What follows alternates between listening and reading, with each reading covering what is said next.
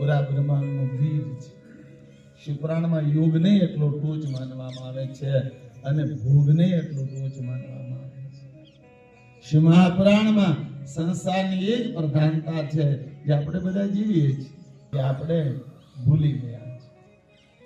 શિવ મહાપુરાણ તો ટ્રેનમાં કોઈ માણસ તમારે આરે એક દિવસ રોકાય, કોઈ 2 તક રોકાય, ક્યાંય બોલે નહીં. શું કામ? કે આપણે હરિદ્વાર જાય, આપણે બદ્રીનાથ જે ભૂમિ માથે જાતા હો, જે તીર્થધામ જાતા હો. શું કામ?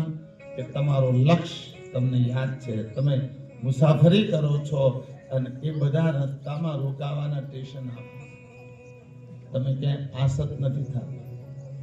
બસ ઈ સમજાઈ જાય ને તો સંસાર સમજાય. એ સંસારમાં બધા સ્ટેશનો છે, એમાં આસક્તિને રોકાવાનું નથી. ઈશ્વરની મહાનતા, પૂજન, અર્ચન અને દર્શન એ તમારી ચેતનાને જાગૃત રાખે છે કે આ સંસારમાં પ્રધાનતા છે, સંસાર ભોગવવાનો છે, સંસારમાં ખૂબ ખાઈ પીને મોજ મજા કરવાની છે, પણ રોકાવાનું નથી, હાલે રાખવાનું છે.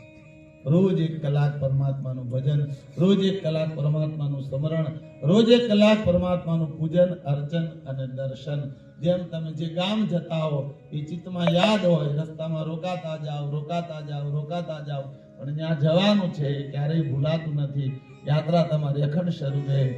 એમ સંસારમાં જેને સંસારને પ્રધાનતા આપી, ઈશ્વરને મહાનતા આપી હોય, એને રોજ ભગવાનની ચેતના હારે પોતાની ચેતનાને જોડી રાખવી.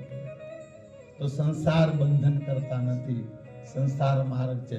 એક માર્ગમાં 2 મંજિલ. એક તો સંસારના ભૌતિક સુખ, ખુશીથી રહો, બાળકોને સાચો, બાળકોને પ્રેમ આપો, સારા કપડા પહેરો, સારું ભોજન કરો, સારા પ્રસંગોમાં હરેક ચીજ સ્વીકાર્ય બતાવી.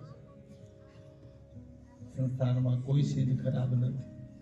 સંસારને પ્રધાનતા આપો, યાત્રા માનો, ઈશ્વરની મહાનતા રાખો કે મારો લય મહાતત્વમાં છે. હું ધરતી પર આવ્યો છું એટલા માટે કે મારે બ્રહ્મ સુધી જવાનું છે. સંસારને માર્ગ બનાવો વાલા, કર્મને ભગવાનની પૂજા માનો, જીવન યાત્રાને પરમાત્માની પ્રદક્ષિણા માનો.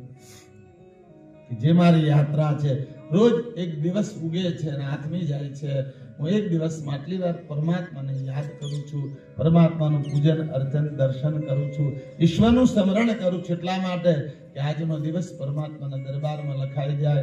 5 ડગલા હું આધ્યાત્મિકમાં, 5